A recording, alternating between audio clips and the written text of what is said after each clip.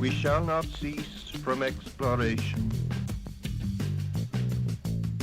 And the end of all our exploring will be to arrive where we started and know the place for the first time. Through the unknown remembered gate, when the last of earth left to discover is that which was the beginning. Josh, thank you for coming on the podcast today. Yeah, man, thanks for having me. So I really loved your book. I'm really glad that you sent it to me. I had a great time reading that over the past couple of weeks, and I think that you did an awesome job meshing together, the name of the title, meshing together heavy metal and the history that inspired it. Yeah. So right before this podcast, I cut you off because we were kind of getting into like a cool territory. So can you talk about like the challenges you faced while you were publishing your book? Yeah, man. Like I said, I was trying to help other people out as well. I was working with freelancers through the Fiverr app, so like editing, not just editing for grammar and whatnot, but also structuring the book and designing a book cover. All the things that come with writing a book. And gosh, I ended up I don't regret spending the money because I learned a valuable lesson. But I ended up wasting a lot of money on stuff that I couldn't use, and I ended up having to.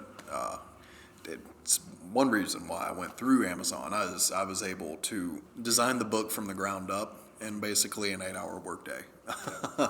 At least the product that I sent you, and so I was able to create a book cover. Set it. I was almost able to get everything set up the way that I wanted to.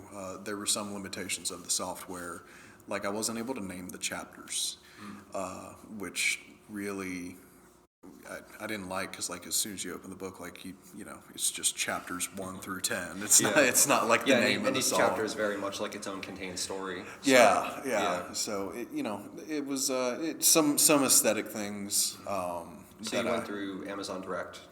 Yeah, and Amazon Kindle Direct Publishing, KDP. I had a friend who did that same thing. I have a children's book that I got published last January, and I did like a vanity press type thing where it's basically the same as Kindle, but then I can get the physical copies.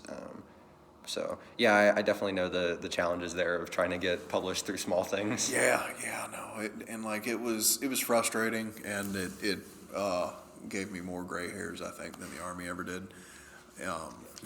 But it got out, and I've got plans for revisions. Okay. I recently designed a new book cover and whatnot. I hope to get that all put out on the 1-year anniversary of its publication. So are you gonna go through Amazon again, or do you think you're gonna go through maybe a more traditional publisher? I like working through Amazon, if only because,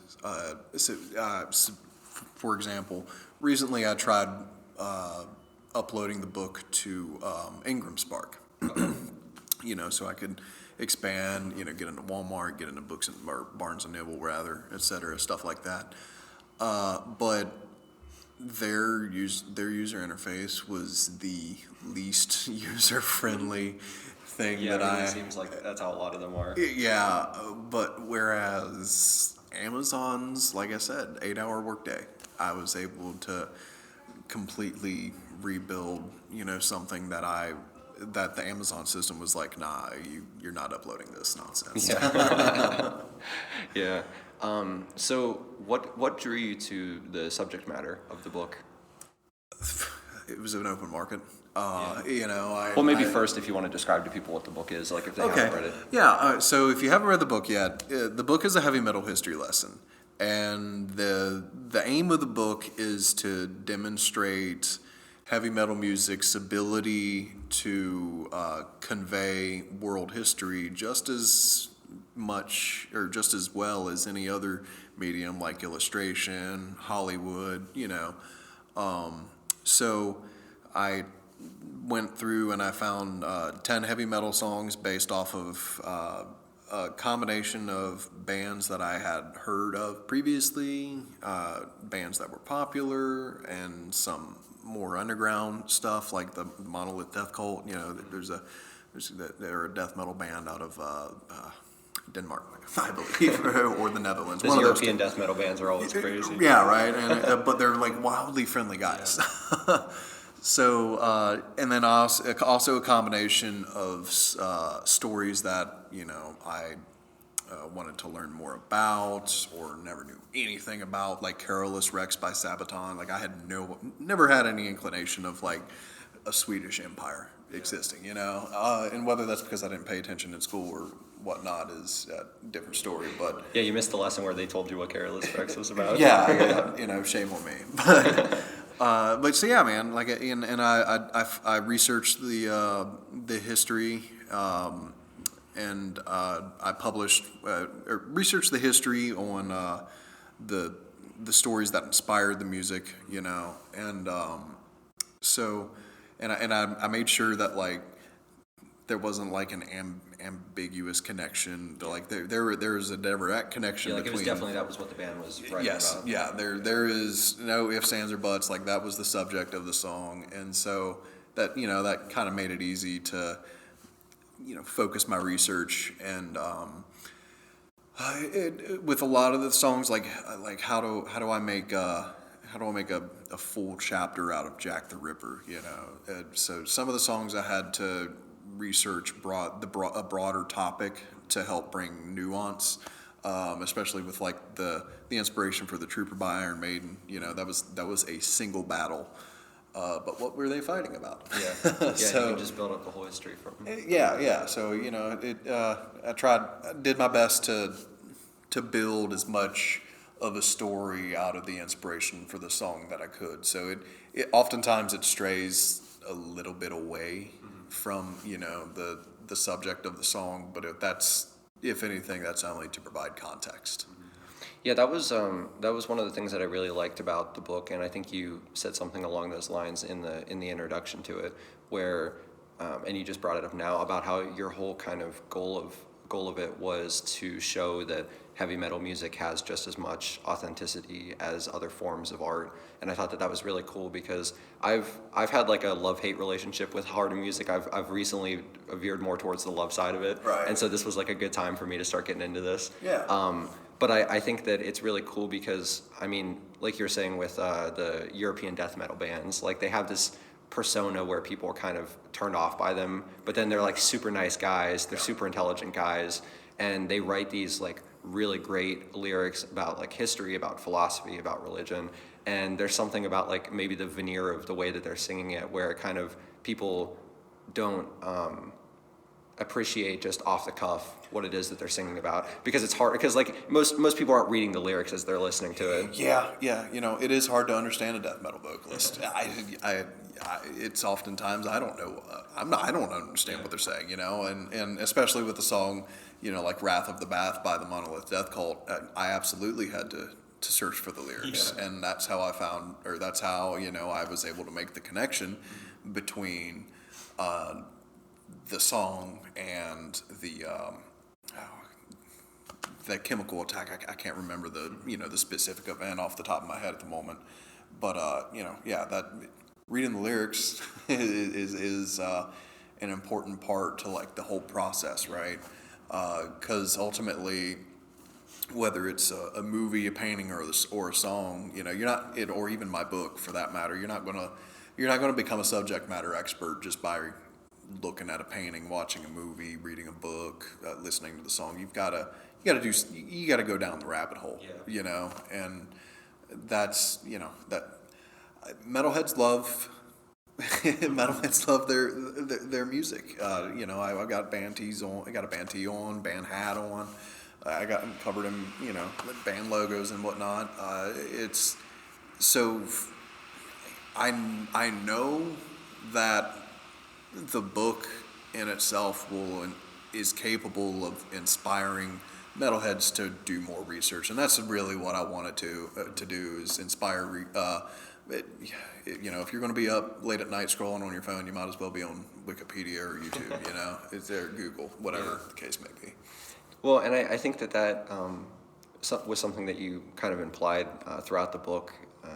Is I think the best thing about music in general, whether it be heavy metal or anything else, is whenever it's trying to convey a true event or a true like something historical or something factual.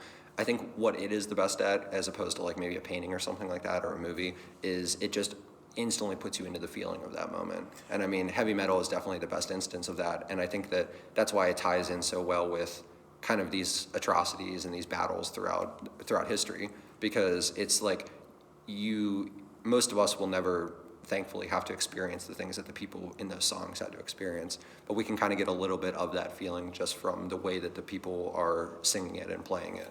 Yeah, and like that kind of, it's funny you mention it that way. The controversy around Angel of Death by Slayer, when they when they released the song,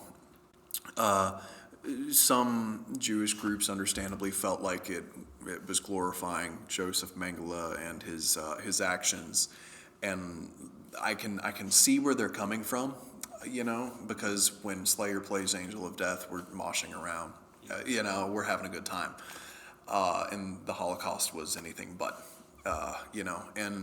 but for me, understanding the history behind the song has changed how I hear the song entirely, right? Like when you understand that the song was inspired by atrocities, and Tom Araya hits you with that scream at the opening of the song, now when you have context to that scream, it makes a lot more sense.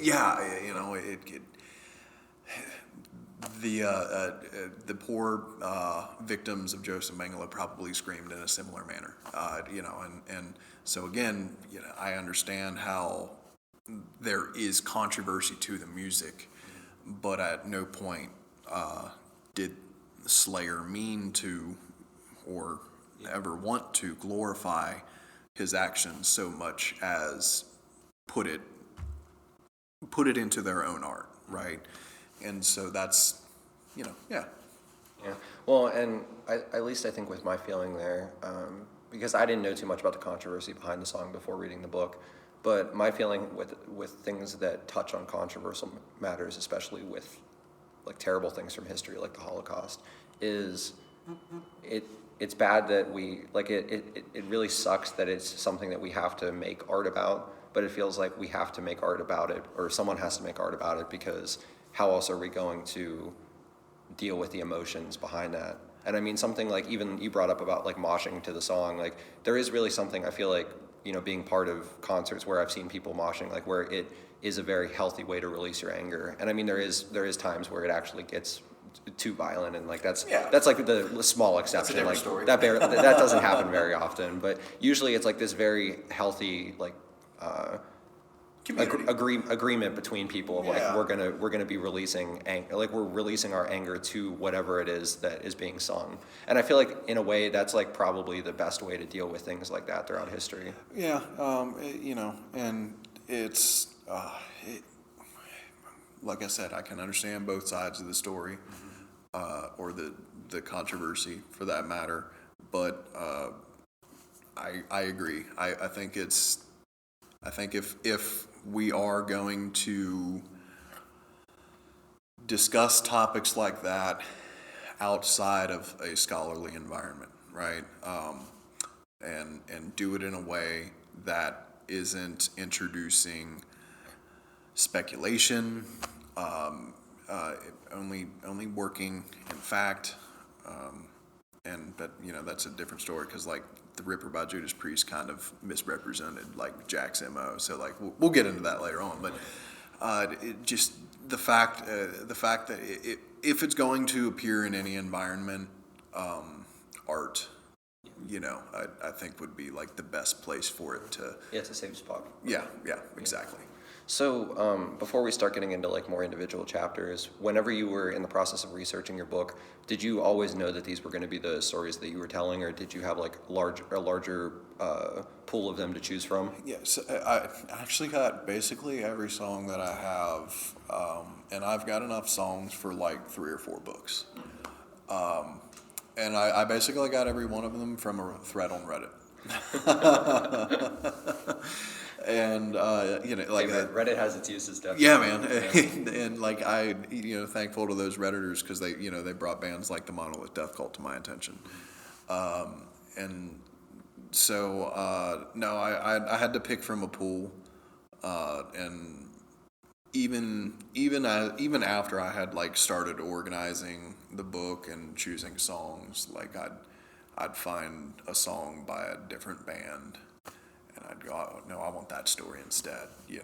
Like I want to say Indians by Anthrax and Wrath of the Bath Bomb, the Monolith Death Cult came after I had started writing. Yeah, they just kind of like appeared. They weren't like ones that you. Yeah, it's not something that I picked up originally or had, just wanted to write about originally.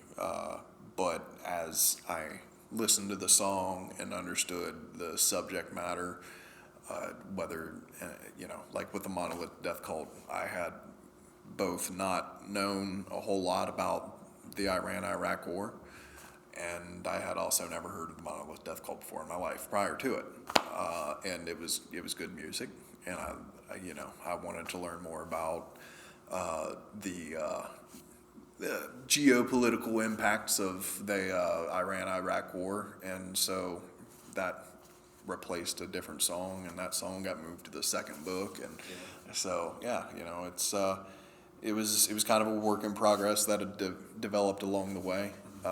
But I'm pretty happy with the list of songs that I settled on. So is the second book close to coming out, or is that going to be after you republish this one? It'll be after I republish a revised copy of this one. I'm kind of sort of working on it, but I'm trying to balance working on that and a Substack newsletter, and I just started my master's program. Oh, so you're really, it's like the trinity of hard work. Yeah, I'm pretty strung out. So is the Substack going to also be like, in terms of looking at history through the lens of heavy metal songs? Music. Okay. Period. Because like I love heavy metal, but I love music. Period. Yeah. Right. And if it's inspired by history, with the exception of I think it's Smiling Happy People, whichever that terrible REM song is. I know REM. I don't think I've. It was based off the Tiananmen Square incidents. I'm gonna have. It's bothering me now. I gotta find it. Smiling Happy People, or no, Shiny Happy People by REM. It was inspired by the Tiananmen Square incident, massacre. And that song is just awful. Is that like from a general dislike of REM? Or no, it's funny because I love REM too. I also do. So I was like, I've never heard this song, or at least I can't remember hearing it. I think it doesn't help that I was introduced to the song through the music video, and that's an unsettling music video as well. So it didn't help anything when I found out that it was inspired by history, and it didn't budge at all. I still hate it, but music in general with the Substack. I've done the Cranberries. I've got plans for I can't remember the name of the song, but it was a folk song inspired by the sinking of a ship in the Great Lakes. Yeah, I don't think I've heard that. The Edmund Fitzgerald. Is the Cranberry song the Zombie? Zombie, yeah. Because wasn't that about the Irish? Yeah, the Troubles. I think started in the late '60s and ran up through the early '90s. Lots of terrorist acts by the IRA and whatnot, and lots of massacres. Well, I would say lots of massacres, but more than once did the British military fire on armed civilians, and so it's funny you mentioned that one because that was a song that I did recently. And I'm sorry if I already said that. Very good. But man, it was I like music on a spectrum. Metal just happens to be my favorite. But if it's inspired by history and it sounds good, I want to talk about it. So Out of the stories that you told in this book, which like one or two do you think stood out to you the most while you were working on it? The one that hurt the most was the story of Joseph Mengele.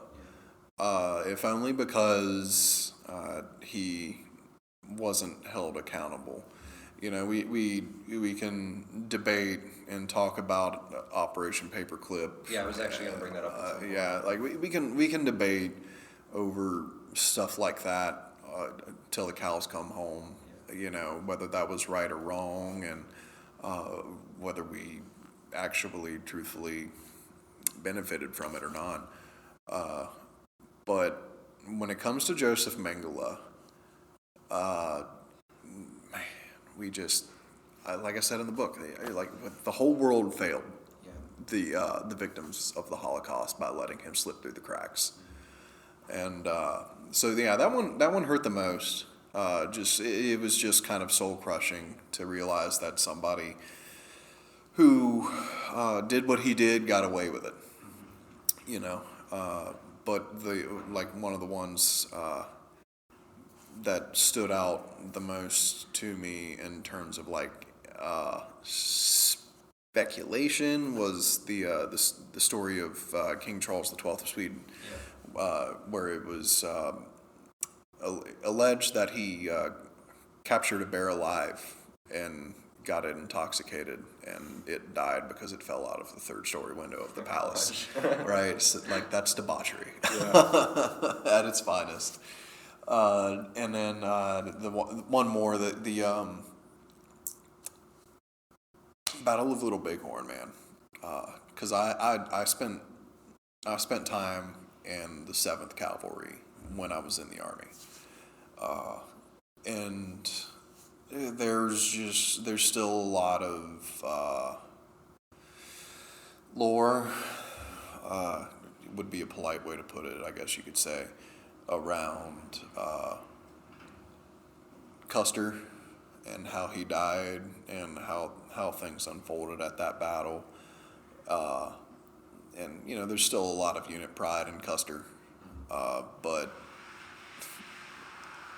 then I started reading about Custer, and I don't understand why he's still so revered in the 7th Cav. That's what I would wonder too, because I was reading that, like, this guy is absolutely insane. Yeah, and you know, he was bonkers. Yeah, and I mean, maybe if you want to go into detail about him a little bit more, because like he is definitely a very interesting figure, because he was one of the Civil War commanders for the North, wasn't he? Yes. Yeah. And it's funny. I don't know if I put it in the book, but a phrase that I read in a book, it said, "No one fought the Confederates harder or agreed with them more than General George Custer." Right. So yeah, he definitely didn't seem to me like he fit the idea of what we think of as the North. Whatever. No, not when we think about decent. I actually had to double check while I was reading the Little Bighorn chapter. I was like, wait, I thought I just remembered seeing him in Gettysburg. Yeah, you know, I'm not one to speculate much, but you know, he did absolutely defeat General Jeb Stuart was considered the eyes and ears of Robert E. Lee, or the eyes and ears of the Army of Northern Virginia. And so the fact that he was defeated at Gettysburg on the final day of the battle, and I don't know that even if he had gotten through the rear of the Army of the Potomac, that he would have been able to have done so in sufficient enough force to dislodge the Army of the Potomac before the what's known as Pickett's Charge, right? But the fact that Custer was able to defeat him is still significant, you know, and he wasn't even the main cavalry commander at Gettysburg. He was just like I said, no one fought the South harder, so he was at the front of the charge at Gettysburg, you know, and as far as I'm concerned, and as far as I've read, he was at the front of every charge he ordered, or he was a part of, right? The guy liked to, you might have to edit this out, but like, for lack of a better term, going back to using some Army terms here, the guy lived in the shit, it was, so him at Little Bighorn was not something out of the ordinary for him. He was where he always was. The big thing is just that he said no to additional support from Gatling guns. They rode all night. They didn't do proper recon, and they attacked a force that was 2-3 times bigger than them, at least, and with understandable consequences. So, but I think the most revealing thing about that story for me was the documentary that I watched and sourced a lot. They used forensic science to kind of map out the battle and whatnot, but they were able to determine that Custer and his command weren't the last to fall. The last to fall were running away. It was only like 20 or 30 of them that made it out, and they didn't make it very far at all. I believe they were killed in a deep ravine just off just a little ways away from where Custer fell. And so, this big, there was a glorious last stand. It was rather mythical, if anything. And that's why I used the term lore earlier. It's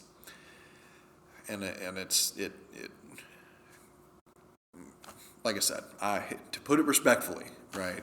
I don't understand why he is still so revered by the 7th Cav today.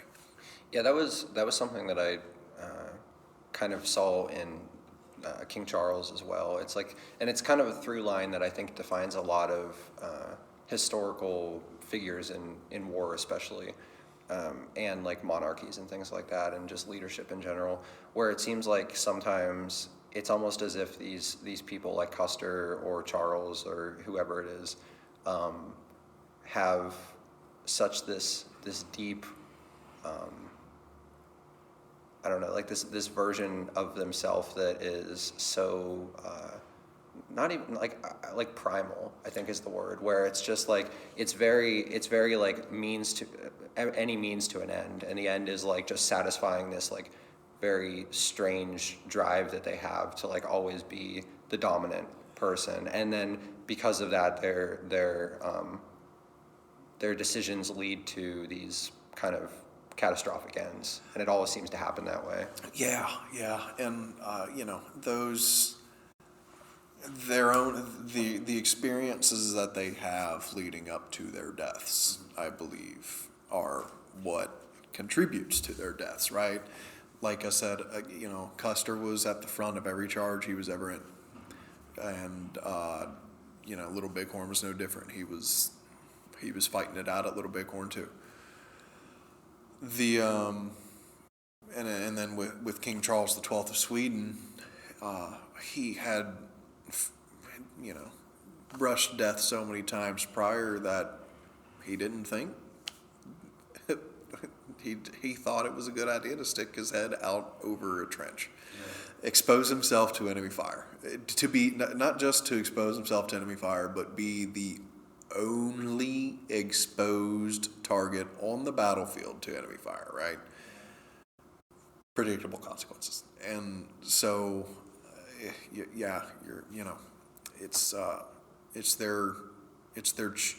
cheating death led them to believe that they could cheat. I think they can convince themselves of their own invincibility, Yeah, because it happens enough times where at a certain point it's like, is this even luck anymore? And then they're like, with Charles, he felt like he was divinely appointed to where he was at. I don't know if Custer deep down had a similar sort of feeling where he just maybe felt like he was put in the places that he was in for the reason for him to be the person to succeed at that. Like, it feels like that might be a through line with a lot of them. I think with Custer, his was more leaning towards keeping himself in the history books. Yeah. Whereas, King Charles, you're right, divine, I'm divine leadership. I was sent here by God to lead the Swedish people, and was successful as a leader in battle for as long as he was. So their experiences do nothing but inflate their own egos. And that's, not to beat that dead horse, but that's what gets them to their downfall. Yeah. Oh yeah, another thing I wanted to bring up with Custer, and I think it's one of the saddest parts about the Civil War to me in general. And you had quoted this directly, where you said that a lot of the generals who were fighting each other were friends from college at West Point. And like, how do you think that played into the decisions that were being made during the Civil War in general? It's interesting that you bring that up, because most recently I started to notice a trend, because I struggle to read books, but I can listen to a good story till the cows come home, right? So I listen to a lot of audiobooks, and one of my favorite sources of history are diaries and whatnot.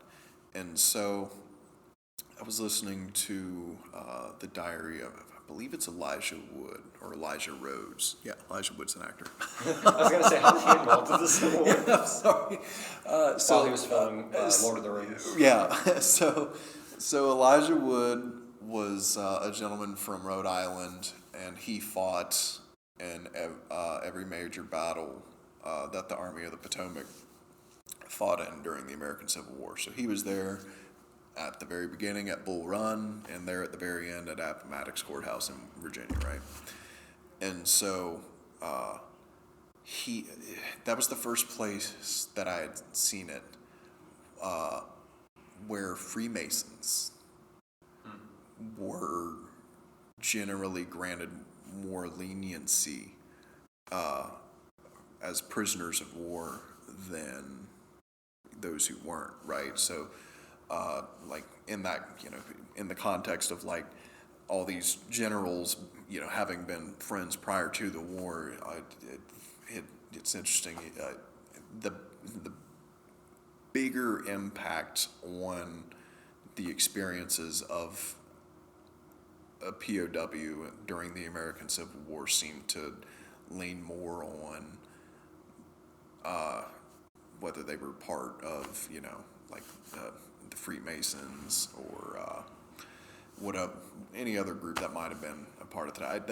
I don't want to harp too much on that because I don't know too much about it, know. So well, and Freemasonry is like, that's a slippery slope. Yeah, man. It's like it feels like it's all kind of like speculation with that. Yeah, because Illuminati type stuff. I've met a couple Freemasons, and it's always funny because I will jokingly bring up all the theories that I've heard people talk about Freemasons, and they're always like, "Nah, that's not true." And I'm like, okay. Sounds like something a Freemason. Sounds like something a Freemason would say. I mean, I wouldn't say I was doing these things.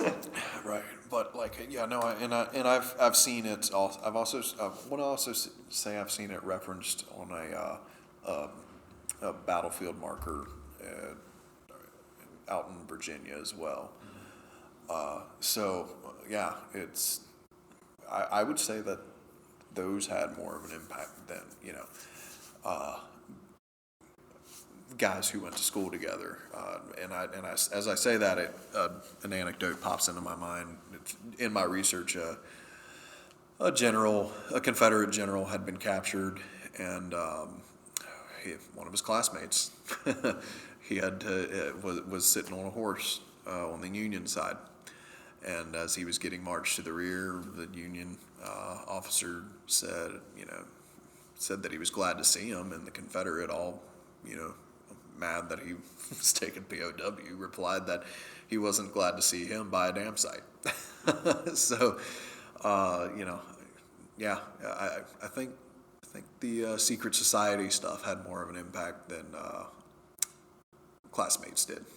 That's interesting. Yeah. I never have heard about that before. So that's a cool way to look at that. Yeah, that's something that I want to look deeper into myself. I definitely know. I've heard a lot that the founding of the country has a lot of secret society like fingers in that pie. Yeah, something like that. Yeah, there was I wish I could remember his name. I was just talking about this yesterday to somebody. But there's this guy who I've seen on Facebook, and if I can find it after this interview, I'll send him to you. But he's a college professor, and he does these like really great historical lectures, and he gets super in depth with it. He does really great research, and like the way that he can humanize and connect the dots of like the text we're reading is really great. And he was talking about the lead up to the American Revolution, and I can't remember if he brought up Freemasonry at all. I think he might have, but it basically was, he kind of redefined the classical motives that we have always heard as being the reasons why the revolution started. And he was explaining how there was all of these things happening kind of right underneath the sheets that was actually what was leading these things to happen. So like with the taxes and on the tea and everything like that, the actual tax itself was like a couple cents, like it wasn't even that bad.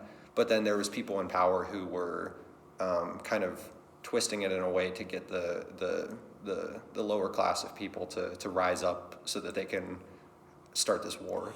Yeah, and similar, along similar lines with the American Civil War. Something that I learned in the last couple of months was how ingrained into society that the belief that the South should be able to own slaves, like how deep into society that was actually ingrained.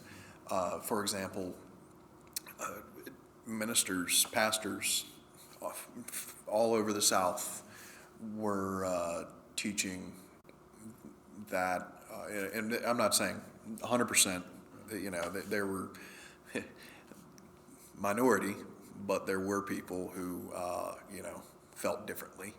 But the majority of people did not. And so a lot of pastors and religious figures across the South were teaching, or preaching rather, that slavery was okay because the Old Testament never said that it was bad.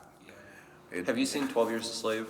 I haven't. I always have to let people know it's probably one of the hardest movies to watch because it was based exactly on this guy's real life of like being a freeman in the North and then just being abducted into slavery for 12 years. But there was a kind of a minor plot point in it where he was at one of the slave owners because he moves between 3 slave owners over the course of the 12 years. And I think it was the slave owner himself, and it might have been like Matthew McConaughey or something. It was some like big actor who was really weird to watch him in this role. Right. But the way that they were teaching the slaves from the Bible was they would choose like the verses where it's like talking about like how slaves respect your masters. Mm-hmm. And I've always found that kind of infuriating to listen to because like if you actually read where he's looking at, like the next verse says something where it's like, and masters respect your slaves. Yeah. And it's just like the whole history of people. Cherry picking. Yeah, the whole history of cherry picking throughout religion has been like not even just in Christianity, in any religion. No, no, it's like they use the fact that they're the ones who can read it, and then the other people they're not giving that opportunity to do whatever they want. Yeah, and so stuff like that is it's tough to get through, but you got to get through it.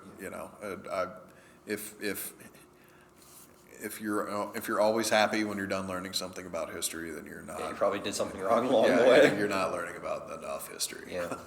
Well, to keep on the American front, you had written, I think it was 2 chapters in the book, maybe 3, about Native Americans and their history. Like there was Little Bighorn, and then also what was the other one? By Anthrax. Yeah, Indians by Anthrax. Could you talk a little bit about that? Because you made an interesting point. I don't have the exact quote, but like you were making interesting points about how it wasn't as black and white as people kind of make that story out to be, where the Indians weren't always the passive partner in all of this. Yeah, no, there was So, our history with Native Americans is so complicated, right?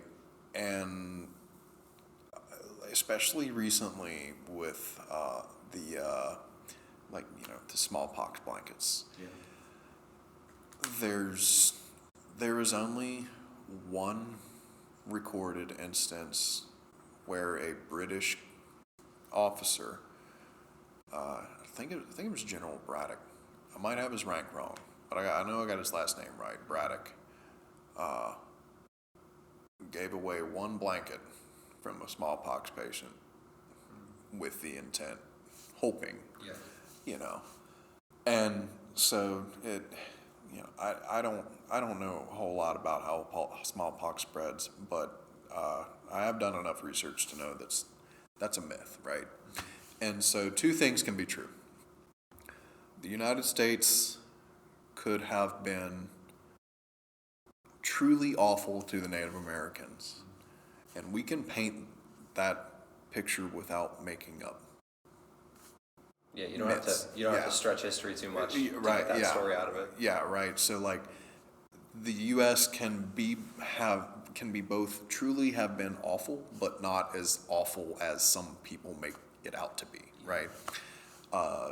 Like for instance, the overwhelming majority of treaties that were signed between the United States and Native American tribes were honored, were not broken, but we broke A lot of them. yeah, we broke a lot of. Yeah, and the ones that we broke, it was always kind of very important, yeah, right? And it felt like it was always the treaty was being signed because the U.S. knew that they could get away with breaking it. Yes. Because it would be like, yeah, we'll do this, and then 4 years later they would just come in and take the land and be like, all right, sign this new treaty for the smaller land. Yeah, so like it was both awful, but at the same time not, like the Trail of Tears absolutely happened. Yeah. I'm sorry. The treaties that we did break were absolutely done with, the United States' best interest in mind, not with the Native Americans. And for right or wrong, that, at least in this context, that does not matter at the moment. Just for the overhead objective view, they had, they did have sweeping impacts, and they were huge. When I researched the story, I was underwhelmed at like the number of treaties that were signed versus the number that were broken. But I was also surprised that like the oldest treaty still recognized by the U.S. State Department was a treaty signed between, 3 colonies and a handful of tribes, right? And that was done so to keep Native American or Iroquois Native American Indians from New York getting mixed up amongst settlers on their way to South Carolina to fight another Native tribe. And so in a time without internet, I don't understand how people in South Carolina and New York could be upset at each other.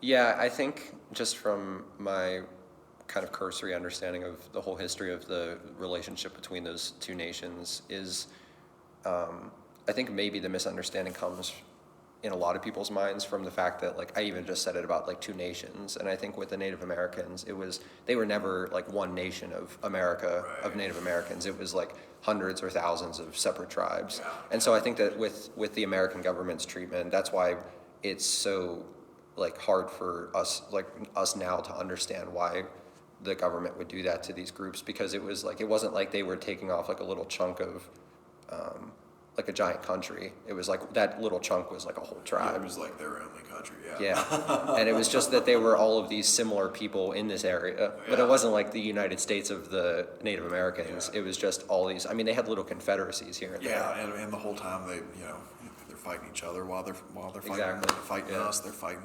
the Mexicans, and It was a violent time.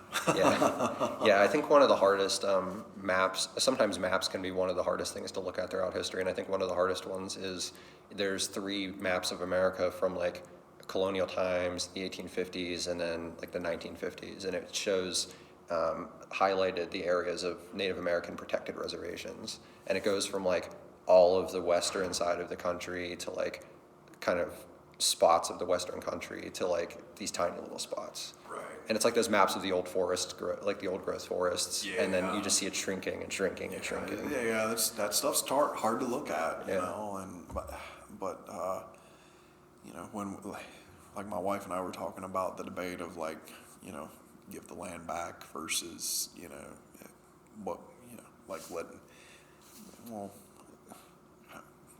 is the answer truly to displace more people? Yeah. You know, like it's Yeah, have really, enough I think at this point enough mistakes have been made where it's like, can you even write that wrong anymore? Yeah, no, I think at this point the best way to make wrong right would be to treat them like as if they were American citizens. Yeah. And we can debate, you know, depending on what side of the spectrum, political spectrum we find ourselves on, we can debate how that's done. But like the you know, again, the overhead objective look at it would be to treat them the way that we treat anybody else.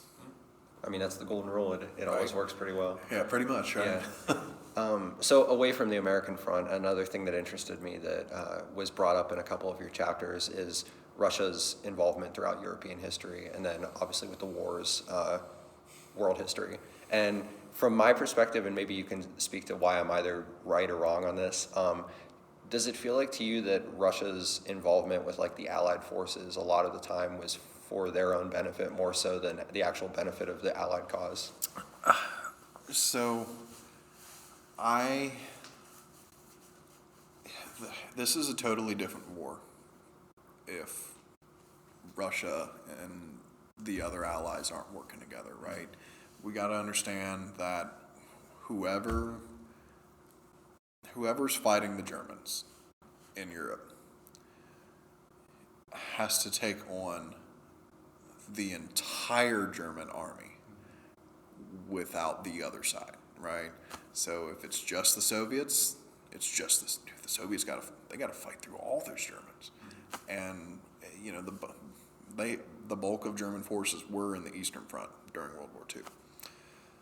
But without the Russians, and mind you again, the bulk of the German forces are in the Eastern Front fighting the Russians.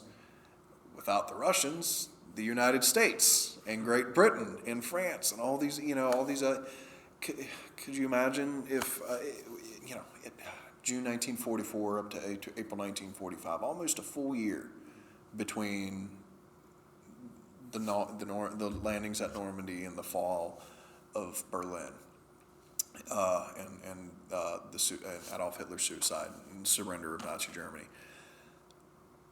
That timeline is going to look a lot longer when you've got to fight through the whole German army, and even in the East, you know, if the Soviets had to fight the whole German army themselves, it would have taken, their timeline also looks different. So it is objectively true, yes, that Russia bore the brunt of the war in Europe. But you know, that opened a whole different can of worms for Soviet-occupied Europe at the end of the day. And so I haven't seen an assessment where somebody has said the United States and Great Britain absolutely could have defeated the Germans without the Soviets and vice versa, right? So to me, this state, and at the end of the day, I do understand that Germany probably wasn't destined to win the war anyways, but again, it becomes a matter of timeline and casualty count, right? Like between 11 and 12 million Soviet soldiers were killed or were killed, wounded, captured, pink mist, whatever you want to call it. And that number approaches 25.6 million once we start including civilians, right? And it's not, but these weren't just Russians. They were also ethnic Belarusians, Ukrainians, Lithuanians, all these other different ethnic groups too.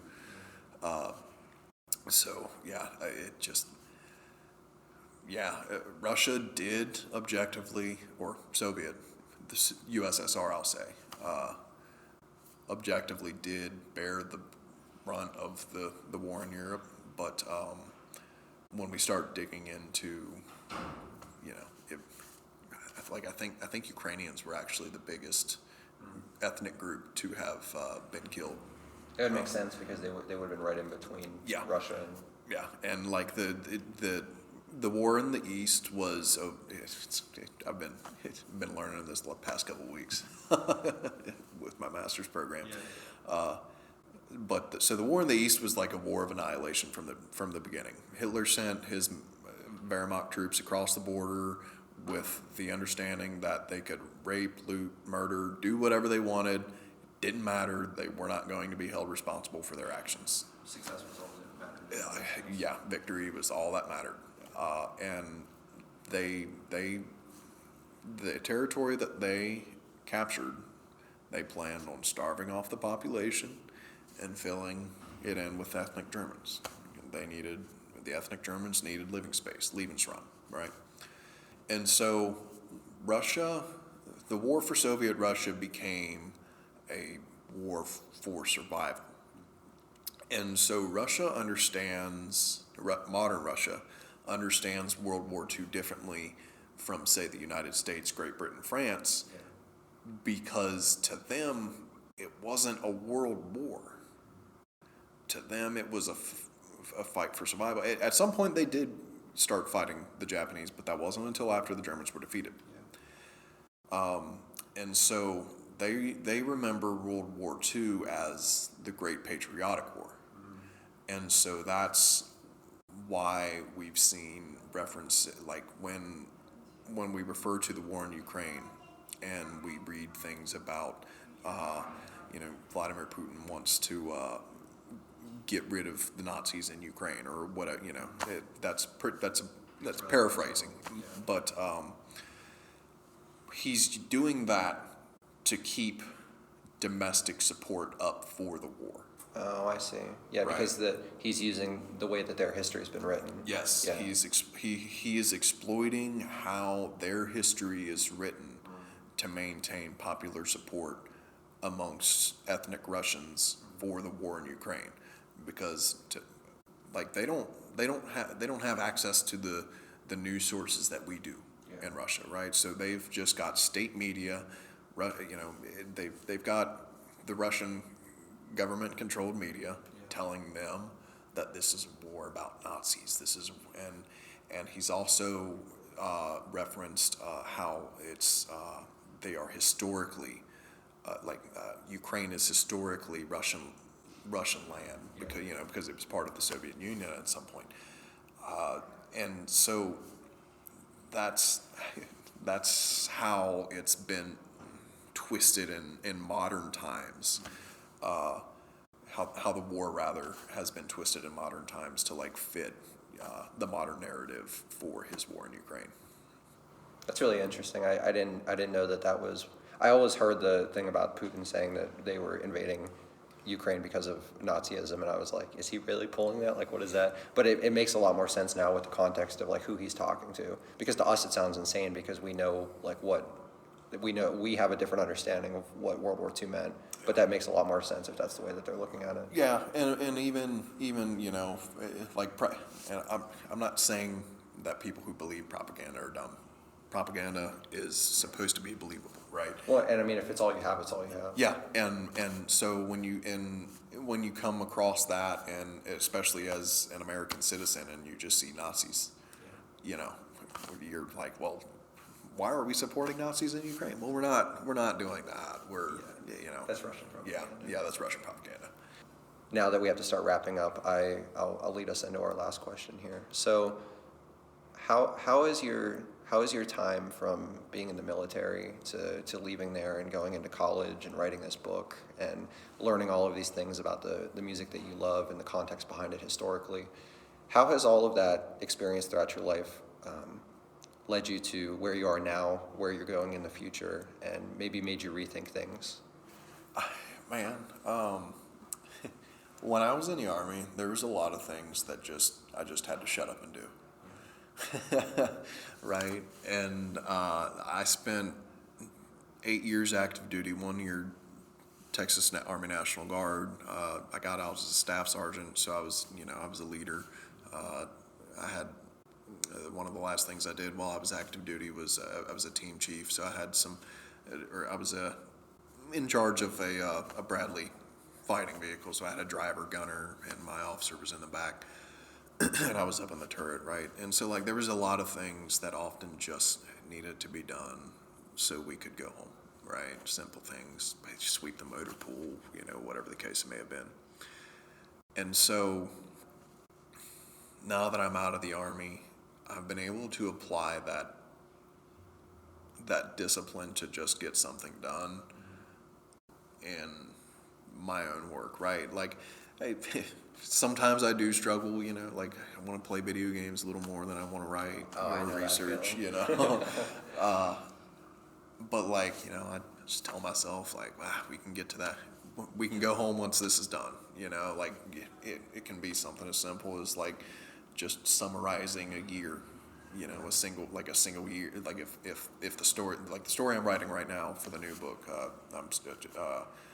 it's focusing on the Battle of the Somme during World War I, I'm building a lead up to it.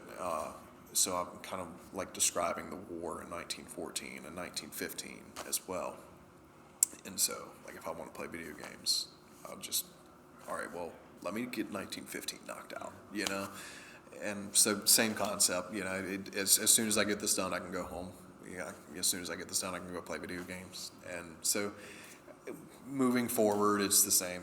It'll be more of the same. If something needs to get done, I should just get it done because I can go and do whatever, play, sleep, do more work, change subjects, whatever the case may be.